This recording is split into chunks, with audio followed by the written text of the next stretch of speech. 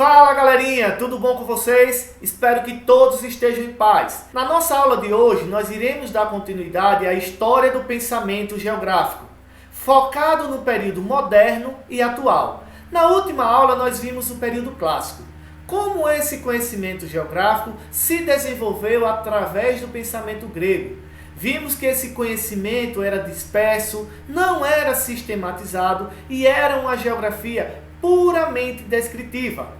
Partindo então para o período moderno, a gente vai ver que o pensamento geográfico ele se amplia, ele toma outros horizontes dentro da Europa. Por quê? Porque muitos continentes já eram conhecidos pelos europeus. Associado a isso, vai ter novas descobertas em outras áreas do saber, como a astronomia, a matemática, a física.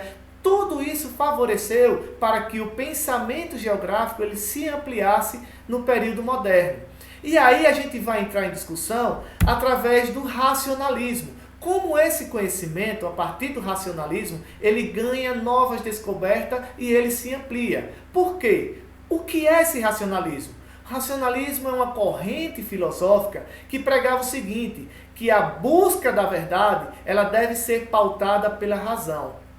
Então, nesse período, a razão ela passa a ser primordial para a construção desse conhecimento. E assim, no século XIX, começa a ocorrer a sistematização da geografia.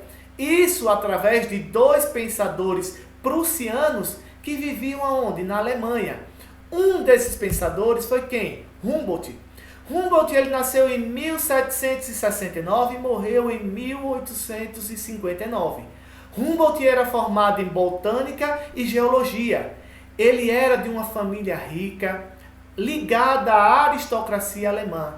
Como ele tinha muito dinheiro, Humboldt viajou por muitas partes desse planeta, como a Ásia, a América e outras partes da Europa.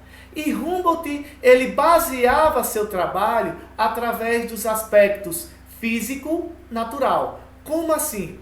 Como ele era um viajante, ele coletou informações de muitos lugares. Informações essas como espécies de animais, vegetais, condições climáticas desses lugares que ele ia, a hidrografia desse lugar, a geomorfologia. Então, como ele viajou por muitos lugares, ele coletou essas informações. E a partir dessas informações, ele se baseava nos aspectos físico-naturais. Ele não privilegiava o homem em seu trabalho. Ele analisava o quê? Através da observação, ele buscava entender as conexões entre os elementos da natureza. Como assim? Ele chegava em uma região onde o clima era um clima semiárido. Ele olhava como esse clima estava conectado a essa vegetação, como essa vegetação estava associada a esse tipo de solo, e aí, através da observação, ele analisava essas conexões entre os elementos da natureza. Observe que a geografia, através de Humboldt, ela passa a ser sistematizada, porque ela começa a ter um método, que é o empirismo, a observação. Só que Humboldt ele ficava restrito seu trabalho aos aspectos físico-naturais, não colocava o homem como elemento principal. Outro pensador que ajudou muito na fundação da geografia e na sistematização da geografia foi quem? Ritter. Ritter era outro prussiano, ele nasceu em 1779, morreu no mesmo ano que Humboldt. Ele era formado em História e Filosofia. Ritter, ele trabalhava em outra perspectiva diferente de Humboldt. Para ele analisava a relação sociedade e natureza. Como era essa relação do homem com a natureza? Só que o estudo de Ritter, ele privilegiava o estudo dos lugares. Ele analisava muito a individualidade do lugar. Por exemplo, se Ritter tivesse, na época que ele não esteve, é um exemplo, nessa região de Coronel Jussá, ele ia privilegiar o estudo individual desse lugar. Como? as características desse clima, a quantidade de chuva que tinha nessa região, qual era o tipo de solo, a vegetação. Contudo, ele colocava como elemento principal o homem. Ele analisava o homem com relação à natureza. E a partir desse estudo, ele delimitava esses lugares. E aí a geografia de Ritter, ela é muito caracterizada por uma geografia regional, onde ele busca entender os elementos desses lugares individualizado, tendo como principal elemento o homem.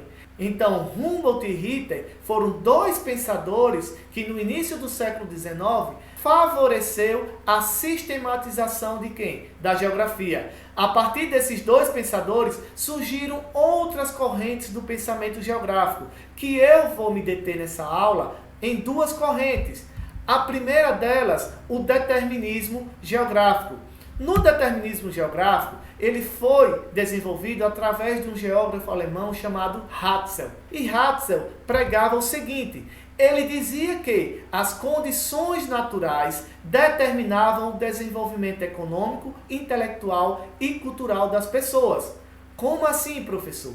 Ele dizia o seguinte: se a pessoa vivesse em um lugar onde as condições naturais não eram favoráveis, essas pessoas elas tinham um nível intelectual menor e a sua cultura também era menor, além do desenvolvimento econômico. O que ele queria dizer com isso? Por exemplo, vocês que moram em Coronel João Sá, em uma região de clima semiárido, que chove pouco, ele colocava que essas pessoas que moravam aí seriam intelectualmente inferior às pessoas que moravam em condições naturais melhores. E isso era chamado de quê? De determinismo geográfico. Por exemplo, nessa imagem, pessoas, por exemplo, que moram em regiões frias, para ele, essa condição adversa de morar em uma região fria influenciava no desenvolvimento econômico, colocavam essas pessoas como pessoas intelectualmente inferior e culturalmente também. Porque para ele, as condições naturais determinavam o desenvolvimento econômico, intelectual e cultural das pessoas. Isso era chamado de determinismo geográfico. Outra corrente que é contrária ao determinismo geográfico é chamada de possibilismo geográfico. No possibilismo geográfico, ele ocorre aonde? Na França. E um geógrafo chamado Vidal de Lablache, ele coloca o seguinte, que o homem pode atuar sobre as condições naturais do meio, transformando ou adaptando-se de acordo com as suas necessidades. Agora vocês percebem que no possibilismo, as condições naturais, elas não determinam o desenvolvimento intelectual e cultural do homem. Para o possibilismo, o homem, a partir desse momento, ele pode sim interferir nesse lugar, transformando ou se adaptando. E isso vai fazer com que ele viva nesse lugar de forma que não seja menos intelectual, nem culturalmente inferior, nem economicamente inferior. Por exemplo, ele coloca que, numa área deserta como a gente vê hoje, mesmo em condições desfavoráveis, o homem pode transformar e adaptar-se. Por exemplo, nessa imagem você vê pessoas plantando numa área adversa. Então ele transformou essa área, se adaptou e conseguiu se desenvolver aí. E isso mostra que o homem pode interferir nessas condições naturais. Esse é o possibilismo geográfico. E aí, partindo para o período atual, a gente vai ver no final, na segunda metade do século XX, que surgem outras correntes do pensamento geográfico. Uma delas é a geografia crítica. O que é essa geografia crítica? Ela busca analisar as contradições do espaço geográfico. Aí na imagem coloca bem assim, é um médico olhando tipo para um raio-x e ele só vê o quê? O dinheiro.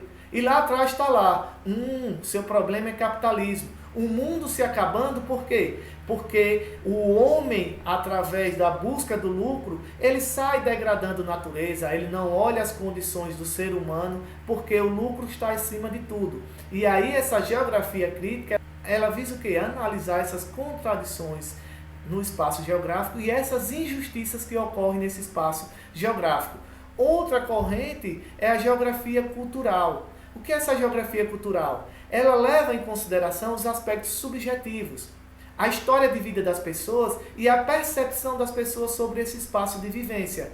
Ou seja, eles analisam nessa geografia como essa pessoa ela se identifica com esse lugar. E a partir dessa identificação subjetiva, eles constroem uma geografia que é chamada de geografia cultural. Outra geografia que está se desenvolvendo é a geografia socioambiental. É aquela geografia que vai analisar a relação entre a sociedade, o espaço e o meio ambiente. Essa geografia ela vai analisar como essa sociedade industrial do consumo ela traz impactos ao espaço geográfico e esses impactos ele vai ser ambiental e social. Por isso que chama-se de geografia socioambiental, porque esse impacto não é só no ambiente, ele também traz impactos para a sociedade. E aí no período atual a gente vai ter essas três correntes que é chamada geografia crítica, cultural e geografia socioambiental. Então, pessoal, nessa aula a gente fica com o período moderno e o período atual. Então, assistam a aula, leiam os textos e fiquem em paz. Um abraço a todos.